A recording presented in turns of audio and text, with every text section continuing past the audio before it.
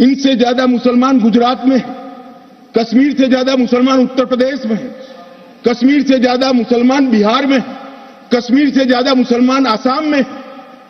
क्यों वहां अलगाववाद नहीं हुआ? क्यों वहां टेररिज्म नहीं हुआ? बाउंड्री का भी सवाल नहीं है साहब। कई ऐसे राज्य हैं, राजस्थान की बाउंड्री भी पाकिस्तान से लगती है, गुजरात की बाउंड्री भी पाकिस्तान से लगती। क्यों हुआ? क्योंकि धारा 370 अलगाववाद को बल देती थी और अलगाववाद के कारण आतंकवाद खड़ा हुआ। पाकिस्तानी मीडिया में मौत आ गई लोगों को भाई, पाकिस्तानी मीडिया में मौत आ गई। सर पकड़ के रो रहे हैं लोग, ये क्या हो गया, क्या हो गया। कोई कहता है जिहाद फी सबिलिल्लाह, चढ़ जाओ घोड़े पे और तलवार लेके लाल किले के ऊपर सबसे लाली परचम इंशाअल्लाह लहरेगा, इंशाअल्लाह। आप भी बोलिए इंशाअल्लाह। ठीक है भाई, एक तो ये हो गया। आज एक बड़ा फैसला आया है इंडियन सुप्रीम कोर्ट की तरफ से, और जारी बात है इस फैसले ने वैलिडेट किया है प्राइम मिनिस्टर मोदी के उस पॉलिटिकल एक्ट जो कि उन्होंने इस वक्त इंडियन जो पार्लियामेंट के जरिए से जो एब्रोगेट किया था आर्टिकल 370 कॉन्स्टिट्यूशन से। मगर जब इतिहास सिद्ध कर दे, समय सिद्ध कर दे ये फैसला गलत है, देश के हित में वापिस आना चाहिए।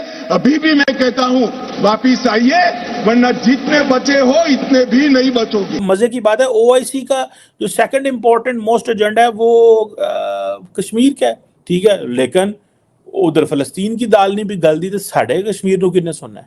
आई विश के अगर फलस्तीन की कोई वैल्यू बनती तो कश्मीर की भी बन जाती। सो चंद्रचूड़ जी को, सुप्रीम कोर्ट को बधाई देता हूँ। सब परिस्थितियां देखते हुए उन्होंने एक नतीजे पर पहुंचे हैं, मैं उसका स्वागत करता हूँ। जल्द से जल्द हमारी स्टेटहुड फिर से मिलनी चाहिए। मोदी जी से भी यही प्रार्थना होगी कि अब वो जल्द से जल्द राज्य का दर्जा दे दें। जय हिंद दोस्तों, केंद्र सरकार ने जो धारा 370 और आर्टिकल 35A को हटाया था वो बिल्कुल सही फैसला था सरकार का।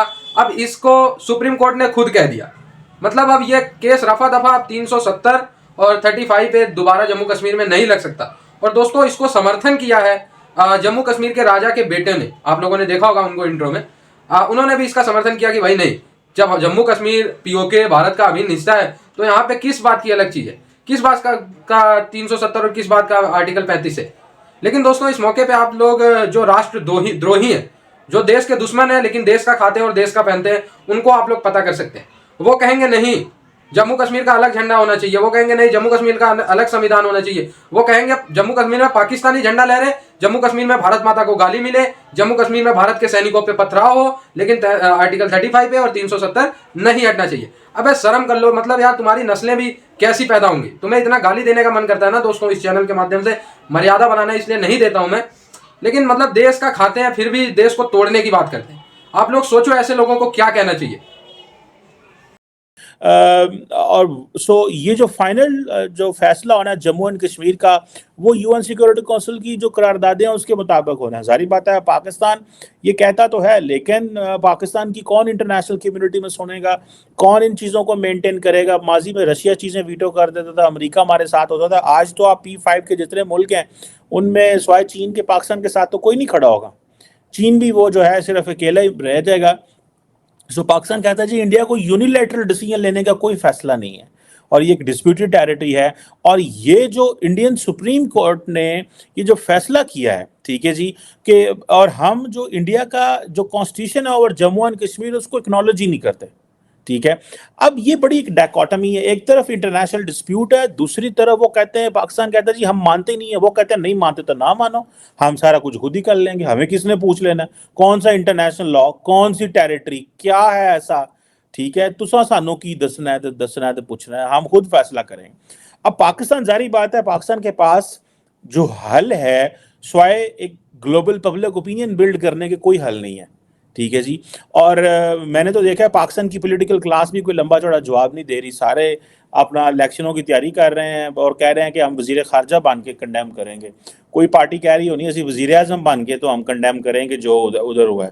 हम अपोजिशन में रह के ये फैसले नहीं कर सकते, असी हमें अपोजिशन में बैठा के। अगले दिन आपको याद है ना कि अमित शाह साहब जो हैं वो उन्होंने सीधा कहा, उन्होंने कहा आज़ाद कश्मीर हम लेने आ रहे हैं, उन्होंने कहा हमने सीटें रख दी हैं कश्मीर की इसमें, ठीक है।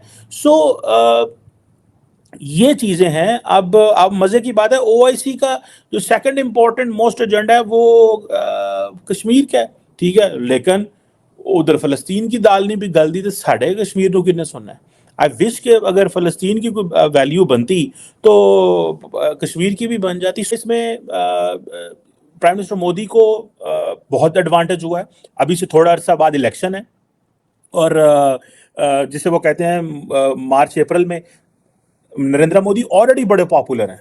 अभी उन्होंने 3 इलेक्शन जीते हैं। उन्होंने उन्होंने हैदराबाद राजस्थान में जीते हैं, उसके बाद छत्तीसगढ़ में जीते हैं, मध्य प्रदेश में जीते हैं। So he is already very much popular in India. लेकिन जो इलेक्शन होता है, याद रखें, उसमें आपको बहुत केयरफुल रहना पड़ता है। आई थिंक इंडिया जो है दे न्यू के किन चीज़ों पे है देखना है। अब हुआ ये है कि एक तरफ तो भारत के अंदर इलेक्शन होने वाले हैं, एट द सेम टाइम जो अगले 4-6 माह के अंदर जब ये इलेक्शन होंगे तो जाहिर बात है कश्मीर की बात होगी। इंडियन जो पॉलिटिकल पार्टीज है वो बात करेंगी, पर्टिकुलरली जो रूलिंग पार्टी है भारतीय जनता पार्टी वो बात करेगी इसके ऊपर। देखें, नरेंद्र मोदी ने कश्मीर का स्टेटस खत्म कर दिया और हम जो है वो ऐसे कर देंगे वैसे कर देंगे, तो वो सारी बात है इसका बहुत सारा एडवांटेज लेंगे जो बाकी पॉलिटिकल पार्टीज को नहीं आएगा। सो इन अदर वे जो 5-5.5 साल इलेक्शन भी नहीं हुए कश्मीर में, जो एज ए यूनियन टेरिटरी के तौर पे चलती रही, और साथ में ये जो अब होगा उसमें एक सॉर्ट ऑफ जिसे कहते हैं ना, जुडिशरी ने फैसला तो कर लिया इस पे और ये सारा उन्होंने दे दिया फैसला, लेकिन इस फैसले के बाद नरेंद्र मोदी सियासी तौर पे और ज्यादा मजबूत हो गए हैं। जाहिर बात है पाकिस्तान और चीन का इसके ऊपर रिएक्शन है। पाकिस्तान समझता है कि ये एक इंटरनेशनल डिस्प्यूट है, यूएन सिक्योरिटी काउंसिल के एजेंडा के ऊपर है। सो जो चीज एक इंटरनेशनल डिस्प्यूट हो और क्या इंडिया जो उस पर फैसला करता है उसकी क्या वैल्यू रहेगी। अब पाकिस्तान ये कहता है जनाब कि अगर, और मैं देख रहा था पाकिस्तान के जो फॉरेन मिनिस्टर हैं जलील अब्बास जिलानी, जो कि अक्सर बड़ा कम बोलते हैं, उन्होंने आज एक प्रेस कॉन्फ्रेंस की है। मैं देख रहा था प्राइम मिनिस्टर मोदी ने भी एक ट्वीट दागी हुई थी और जिसमें इन्होंने कहा कि जी जो इंडियन सुप्रीम कोर्ट का जो ये वर्डिक्ट है ये इसको अपहोल्ड किया गया है, जो एब्रोगेट किया था हमने आर्टिकल 370 जो इंडियन पार्लियामेंट ने किया था, तो बड़ा खुशाइंद है, बड़ा थैंक यू। और जी हम जो जम्मू एंड कश्मीर के भाई और बहनें हैं उनके लिए बड़ी उम्मीदें आएंगी, जॉब्स आएंगी, बिजनेस आएंगे। खैर वो डेफिनेटली एक नरेंद्र मोदी को बहुत बड़ी पॉलिटिकल विन है ये। लेकिन जैसे मैं पाकिस्तान का बात कर रहा था, पाकिस्तान एक्नॉलेज ही नहीं करता। पाकिस्तान कहता है जी ये एक इंटरनेशनल डिस्प्यूट है, यूएन सिक्योरिटी काउंसिल के एजेंडा के ऊपर है, ठीक है जी। कोई भी जो इंटरनल लीगल मैकेनिज्म है दैट वोंट अफेक्ट, वो अफेक्ट ही नहीं करेगा, ठीक है जी। ये एक इंटरनेशनली रिकॉग्नाइज्ड डिस्प्यूट है और यूएन सिक्योरिटी काउंसिल के एजेंडा पे 70 साल पड़ा रहा है, ठीक है जी। दूसरी चीज, लोग कह रहे हैं कि नहीं मोदी ये करता है, मोदी ये करता है, अब तो सारे मुसलमानों को भगा देगा। यही इनका बकवास जो है पाकिस्तानियों का। फिर पाकिस्तान कहते हैं कि पाकिस्तानी ये कहता है हम लोग इतने जाहिल क्यों हैं? कोई बताएगा पाकिस्तानी इतने जाहिल क्यों है? कोई बताएगा पाकिस्तान में इतनी गरीबी? क्योंकि तुम्हारा दिमाग गलत जगह है भाई। स्कूल जाओ, पढ़ाई लिखाई करो, दफ्तर जाओ, कामकाज करो, पैसे कमाओ, अपने बच्चों को पढ़ाओ। ये जिहाद फियाद छोड़ो।